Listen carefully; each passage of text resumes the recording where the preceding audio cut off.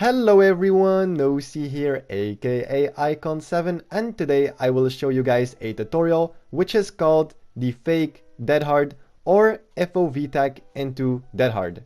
Now I've been doing this trick for quite a long time, and for those who are watching me know that I call this the FOV tag, but if you're injured you can actually call this the fake dead hard. And it actually makes sense if you think about it, because FOV tag is abusing the killer's field of view to get away, for example. Like, it's not really like abusing, like cheating, it's just a tech that you do, and most killers fall for it because their FOV is limited.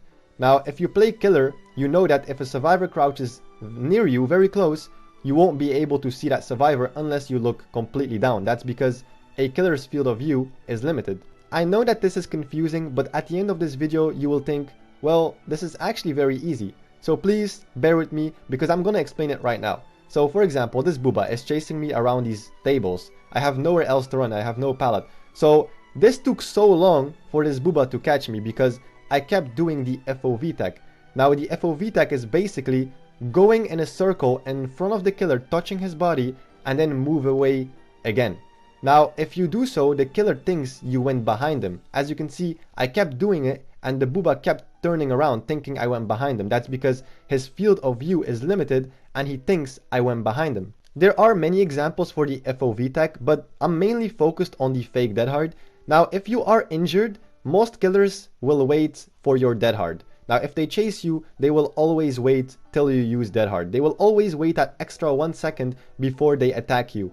Now if you go behind a corner, and it works the best if you go behind a loop or behind a corner, you have to do a fake dead hard. And a fake dead hard is basically an FOV tag. It's a 360 in front of the killer's body because the killer thinks you are using dead hard and you're going behind them. Now here's a perfect example for this Legion. I'm getting chased by him, and right here he's using his power, so I'm going behind this TNL wall, and the moment I go behind this TNL wall, I fake dead hard. So I go inside of him thinking I'm making this Legion think that I'm using dead hard, but in fact I'm just using a 360 in front of the killer, and he fell for it. He swung because he thought this might be dead hard. Here is an example from the fake dead hard while using dead hard. Now I'm getting chased by this blight, and what I'm about to do here is I'm going to FOV tag him right here in front of his body. There you go, and then immediately use dead hard. Now most killers think, well, he's doing an FOV tag in front of me, he doesn't have dead hard, I might as well just swing. But he doesn't know that I'm doing this to bait him into a swing and immediately use dead hard after. Because most killers think survivors will panic and they will use dead hard. In this case, I did not panic, and I used that 1 second that he waited to FOV tag and then after use dead hard. So, like I said before, most killers will wait 1 second before to swing. Now this blight was waiting that 1 second, and I used that second to go inside of him and then after use dead hard. I really apologize if this tutorial is taking a little bit longer than expected, but I'm trying to explain it as easy as possible. So once again, as you can see right here, most survivors will use their dead hard against a killer. So when they get chased, they will turn back into the killer and use their dead hard. In this case, I'm doing the same, but I'm not using my dead hard. So I'm turning back into the killer to do an FOV tag and then use my dead hard in front of him instead and gain distance. A lot of you guys right now might think, well, why don't you just run back into the killer and use dead hard? Well, let me tell you one thing. 90% of killers in Dead by Daylight know about dead hard. And if you do so by running back into the killer and use dead hard, most killers will just take a step back and hit you because they know about it. When they see a survivor running towards them, they know it's going to be dead hard. I mean, why would a survivor run towards you like injured? They know you're about to use dead hard. So that's why most people use FOV tag into dead hard, because FOV tag into dead hard or fake dead hard works also against very good killers because you just don't expect it.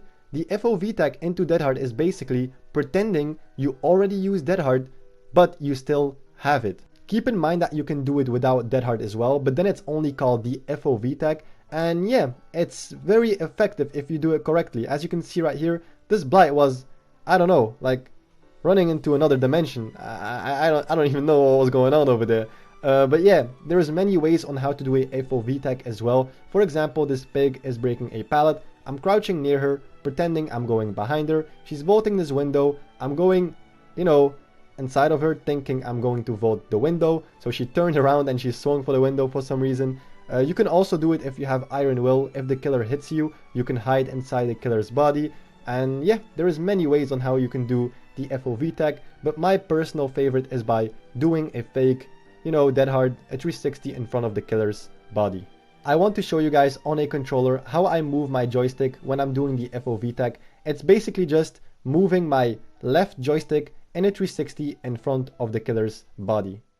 I also want to mention that you can do it on any device or any platform, so it doesn't matter if you are on PC, PS4 or mobile or Switch. If you are on PS4 or a console in general, then you have to do it with a controller. If you are on PC, then it's with a keyboard. On mobile, it's touchscreen, so it doesn't matter on what platform or device you are doing this on. So yeah guys, that's pretty much it for the tutorial. I didn't want to make it too long, but I wanted to put every single detail in there. If this tutorial was a little bit too long, then I really do apologize, but I just wanted to put everything in this video. And if you guys want to help me out as well, then please do consider subscribing. I would really appreciate it. So with all of that being said, thank you so much for watching and see you in the next video. Take care.